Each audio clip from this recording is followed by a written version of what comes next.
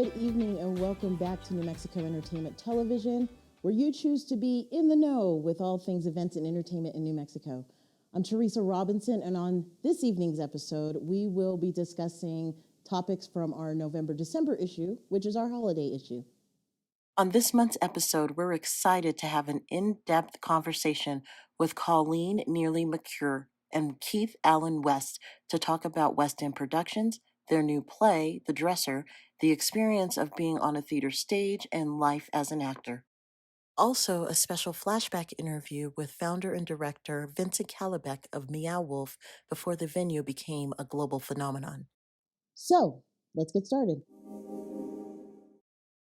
Directed by Colleen, Neary, McClure, The Dresser, featuring Peter Shea Kirst and Keith Allen West, is a bracing, heartbreaking drama and an elegy to a bygone era. Tonight we have Colleen and Keith to tell us more about the production.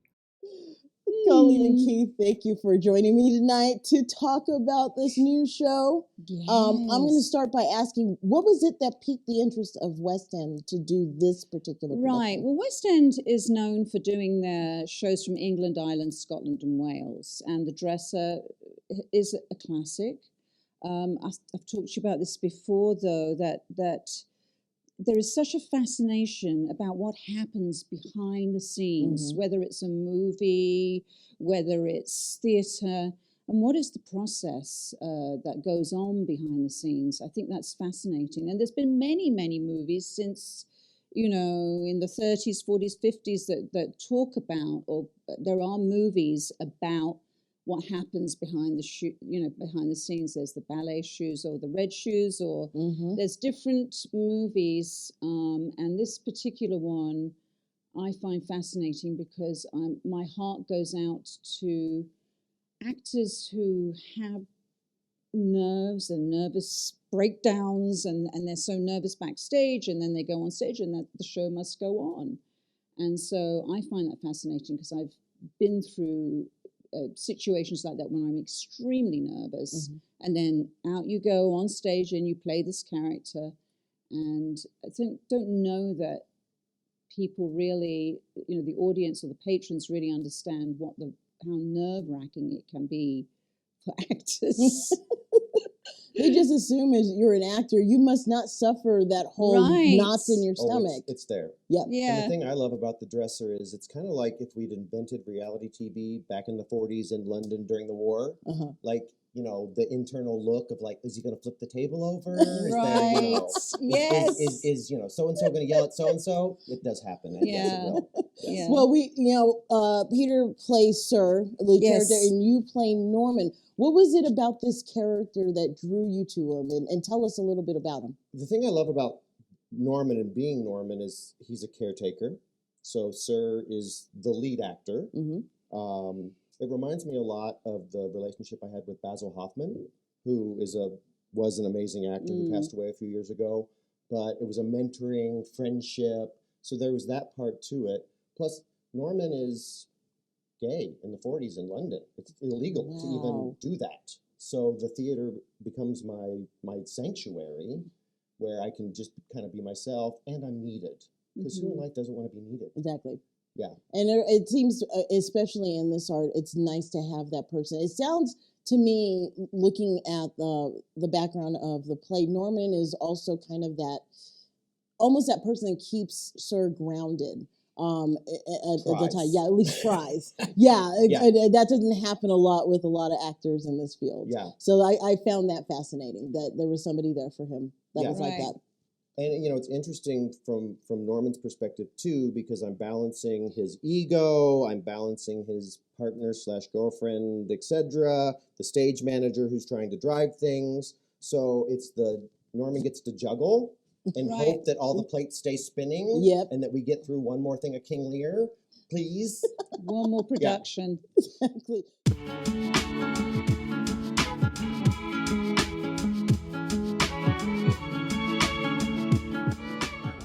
The very first thing that I think of is Christmas time here in New Mexico. Going down to Old Town and watching the Christmas lighting ceremony with my family, and it's it's just such a beautiful and community-serving type event, and that's my favorite thing to do in New Mexico.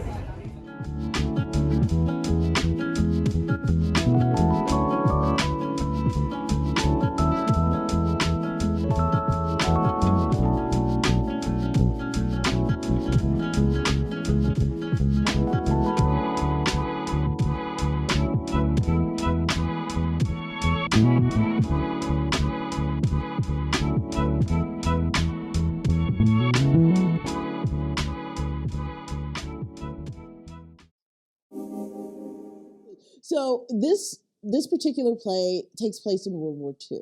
You know, it's 2002. So actually, this will be happening in January. Yeah, Yeah, 2023. Yeah. one of the first shows. Yay! We To happen open in the new year. January. We open January the 13th. January On a 13th. Friday. How- Lucky yeah. for some. Oh yeah, it is.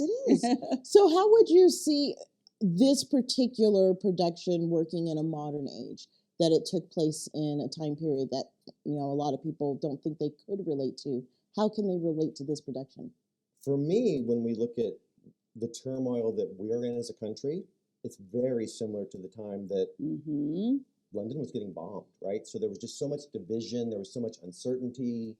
We're also dealing with dementia, mental illness, lesbian, gay rights that were not rights back then, which we have to protect our rights now to be Right. sure we don't lose it. Right. So there's just, it seems like the time is almost universal. It with really struggle. is. Yeah, I mean, it's almost like the theatre companies were struggling then in World War II, trying to continue their art, and it's been the same, you know, in recent years with COVID, theatres shutting down, theatre companies trying to be creative and doing digital work for audiences to see. It's been a huge challenge because we theatre folk need our audiences. We need a live audience to carry on. And none of these things, you know, Skyping shows ever really for me were very successful. But now slowly theatre is coming back. But it's a scary thing. And, you know, people are still nervous and frightened about COVID. We keep getting surges. And in World War II, it was hard to continue to perform in that particular environment. Just the stress of, yes, I can hear them dropping bombs and Right. you know, the warning sirens are going off and Exactly. I've got to try to maybe live a regular life and hope.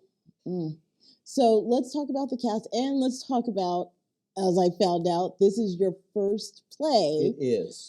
Since high school. Now, technically, I did have a play in high school. You knew. I warned you ahead of time. So in high school, I was in West Side Story. Yeah. My school was so white, I played a Puerto Rican. So I feel like I have a good range. Okay. But yeah, so I became interested in film and television. Right. And for me, theater was scary because it's a lot to deal with. And you know, what story and who do you work with? And I've known her as a film and TV actor as well. So it was kind of like, ooh, do I want to do that? Yeah, I do actually. And this is like really good. And I don't have a lot of play knowledge. So when she first was like the dresser, I was like, wasn't that a movie? And I was like, okay, yeah, it was a play first. I knew that. Yeah, I knew that. Right. Yeah. Right. So Colleen, looking at the fact that this is the first time he's stepping on a theater stage, and yeah, it's taking you out of your comfort zone, which honestly we all should be doing in our lives anyway. Yes. What has the experience been like as a director to direct like a first time? I find it so refreshing. It's wonderful. And he is such an amazing and enthusiastic human being and so positive. And that was one of the reasons why I really wanted to cast him. I wasn't sure if he could do it, but then he read for me and he was fabulous. But he marked so many boxes for Norman. You know, he's such a kind-hearted, nurturing. I hope so. Anyway, Yeah, right. Seem to make people think that, but no, he's so kind-hearted and nurturing. That's the man tied up in my basement. And positive. I just knew he just ticked so many boxes that really, for me, related to Norman, the character Norman in the play. And it's been wonderful because for him, he's so excited about doing it. And he's so fresh and new. And it just brings the rehearsals to another level, actually, in many ways, because he sees things in a different way. But, you know, in some ways, I hate to tell him, oh, this is how we open out here, or we go downstage here, or we do this, or, you know, cheat out But a you know, I'm bit. used to this, where I'm like, wait, you're on me? Okay, we're Yeah. good. Yes, I can go here. I can. Oh wait, the audience doesn't move. Okay. Particularly with proscenium, you know, and when you're telling actors that, they go, whoa, that seems so fake. But when you sit in the audience and you look on stage, it's like, oh yeah, this is great. So, because it's more like a painting almost, you know, that people are in the foreground or further back, and we're on diagonals, and it's not closed in like theatre. In fact, the more space you have, the more tension there is between two characters, as you know. And he just has a natural spatial awareness of stage, which is a relief, thank God. You know? West And Side he, Story. Yep. no, and he moves really well on stage. Because I mean, I guess when you're on a set, you move anyway. So that he has that natural instinct anyway as an actor. So it's interesting though, because we'll be rehearsing, and I'll be, you know, with our script as we're going through it, and I'll catch myself being fascinated by what's going on, and I'm just like, oh wow, I love how he did that. Oh wait, oh it's me. Line. Oh it's Your me. line. Oh, and they're just looking at me like, yes, I'm ready. Okay. Yeah, and he's in amongst some incredibly supportive, Oh my God. very, you know, seasoned actors such as Peter Kirst, who plays Sir, who is absolutely fabulous. And I think he has done every role in Shakespeare, hasn't he? At this point. Well, he's a renowned actor director with Shakespeare, with the Vortex Theatre, and with the New Mexico Shakespeare Festival in the summertime. He's incredibly knowledgeable. It was just an obvious choice for me. And he's such a talented actor. And he really does, I think he really does help you. And you can feed off him really well. And he's just a very kind and generous actor, I think, when I watch him. And everyone has been, and they've been very supportive of him. I check my email and my text every night after rehearsal, like, did I get fired tonight? Oh my Nope, goodness. Nope, I'm so okay, I can show up tomorrow. So now you know that you're doing well. Yes.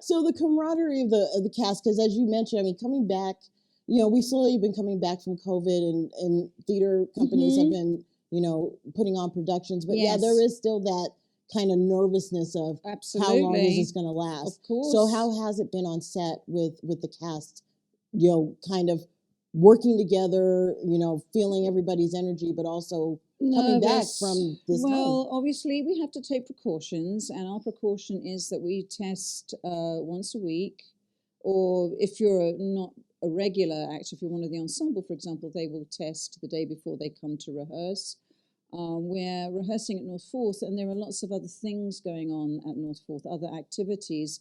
And so when we're out in the general areas where other people are, we mask up. Just in case.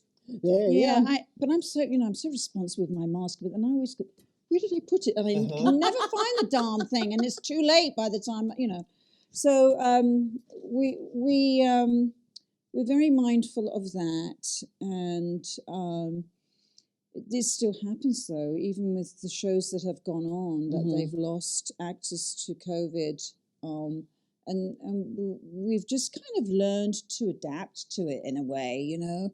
But it's not like someone who says, "Oh, I'm sick," you know. I can take 5 days off and then I can come back to work with a mask. We can't do that. We can't do that because you can't do that if you actually the show is open. Yeah. Apparently, I have to know all this. It's a All lot. of it. All this. That- and well, like, that's how- all this. Yeah, that's how it works. Like multiple It's nights a in a row. lot of lines.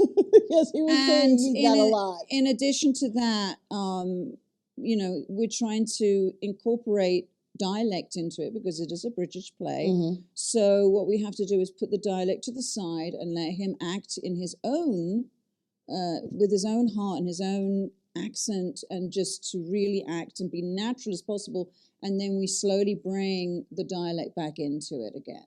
So my dialect coach years ago was Madonna. If you remember Madonna, she had a very bad British I accent. was just like, you mean the singer? Yeah, so every time I try to do a British accent, it's always bad because I used to make fun of Madonna doing a British accent.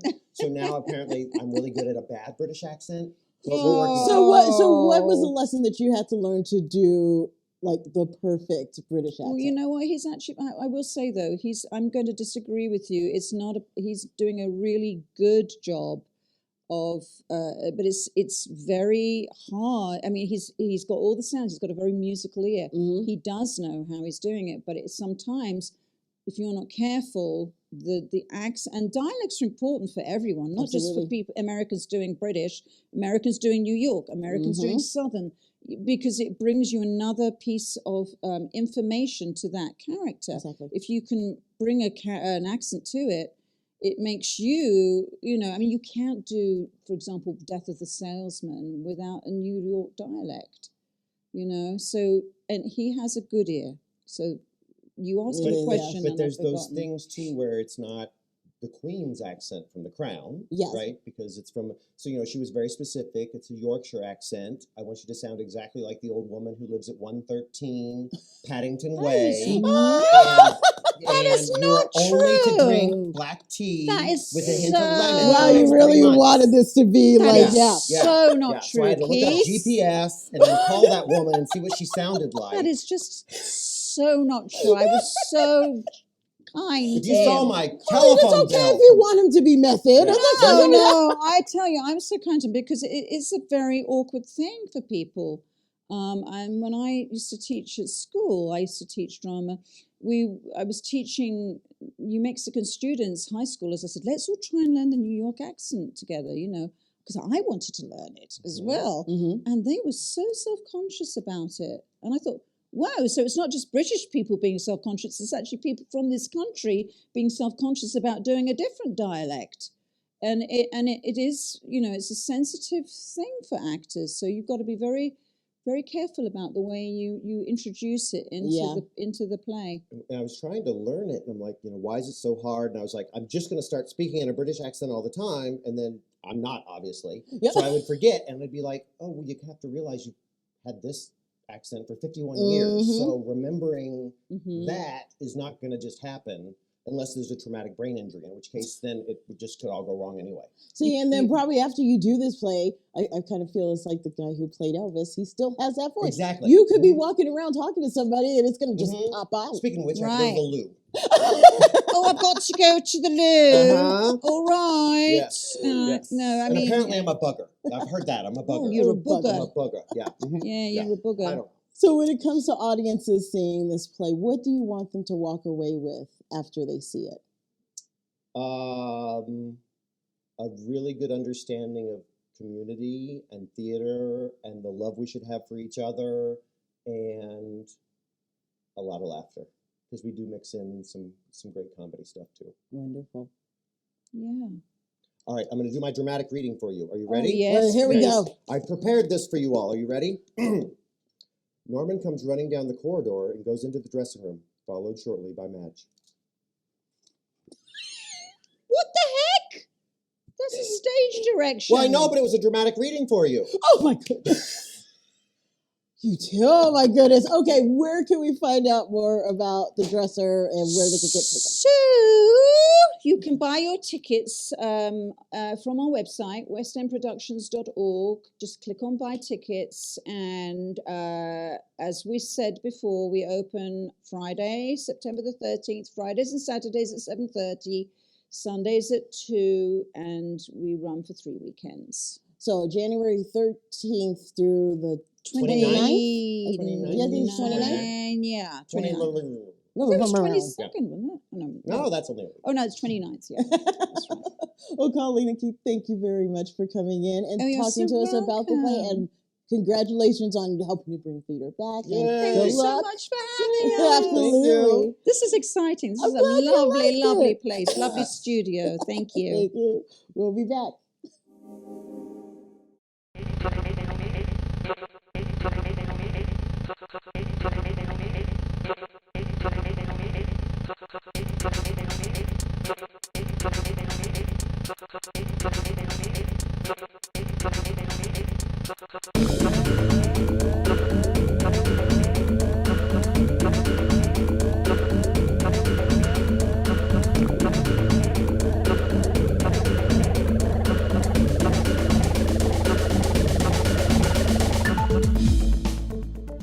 Well, thank you for sitting down and talking with us about Meow Wolf. Sure. Tell us a little bit about how the opening weekend went. Oh man, opening weekend was crazy. It was so, the energy was so good, the vibes were so positive, and the amount of people and the cross section of people that came was just like a dream, you know? It's like 5,500 people over the course of 5 days, and it was tourists, locals, Anglo, Hispanic, Native, old, young, rich, poor, everything in between. It was incredible. Excellent. So now, I know Meow Wolf has been going for quite a long time as the collective. Yes. How did you go from just being a off-center art collective to opening this amazing space? Such a wild ride going from a collective to this business. It's all been organic. It's all been do it yourself, and it's all been a transparent, open process with everybody involved. So, it feels like even though we started a business, the business itself is doing it through a collective mindset and through a collaborative mindset, and we're just figuring it out as we go. It's a very DIY mentality, even now that we're getting into like big business type of stuff. When we started in 2008 with 12 people who just wanted to paint stuff. We just wanted to like put stuff up on walls because we just had an urge to express ourselves and to have a venue that other people could come and see our expressions. And that evolved, we just basically like kept on building bigger and getting more and more audience feedback and getting more audiences interested in the work that we were doing, and realized that we were producing stuff that was more than just the expression of our own creative selves, but actually touching the hearts of kids and families and people who normally weren't invited into the art world. And so there was just this momentum because we felt like we were really quenching a thirst that existed in the community.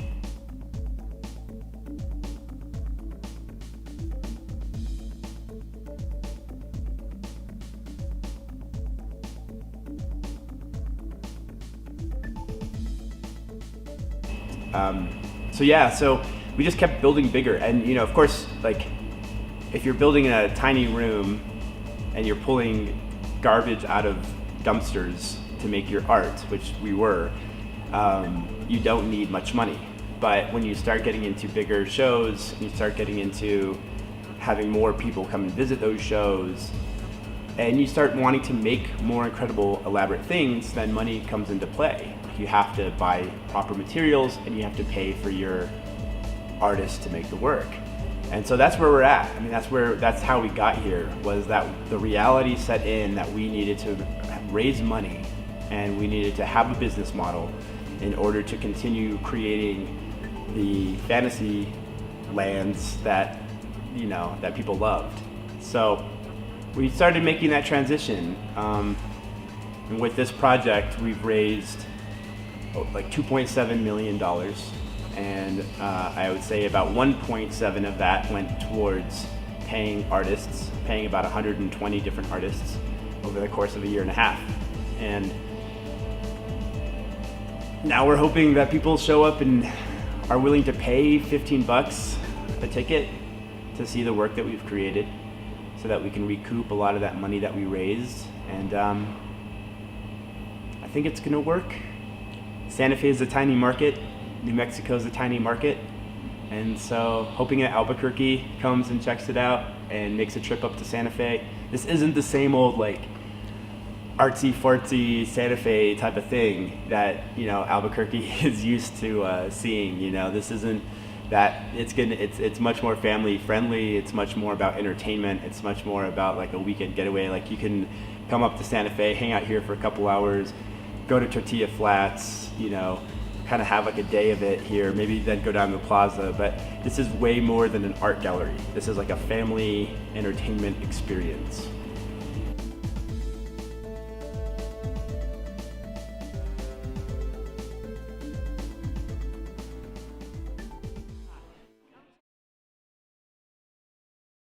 This is your New Mexico Entertainment in 60. Aaron Sorkin's adaptation of Harper Lee's Pulitzer Prize-winning masterpiece To Kill a Mockingbird comes to the Popejoy stage. The critically acclaimed production, starring award-winning actor Richard Thomas, will run for 8 performances starting on December 13th at Popejoy Hall in Albuquerque. The nationally renowned Santa Fe Desert Choral treats audiences to a pop-up Christmas concert under the water tower. Find unique gifts and share the joy of the season. The pop-up Christmas Carol concert takes place on Saturday, December 17th at 11:30 a.m. at the Rail Yards in Santa Fe. Join Joel Elick of the Fort Worth Opera as he leads an all-star orchestra to ring in the new year, with special guest countertenor Anthony Roth Costanzo. The annual event takes place on New Year's Eve at the Lentic Performing Arts Center in Santa Fe. This has been your New Mexico Entertainment in 60. For more events and entertainment, visit nmentertains.com. Thank you for joining us tonight for our final episode of 2022. We will be back in January with all new episodes. From all of us at New Mexico Entertainment, to you and yours, have a great holiday season.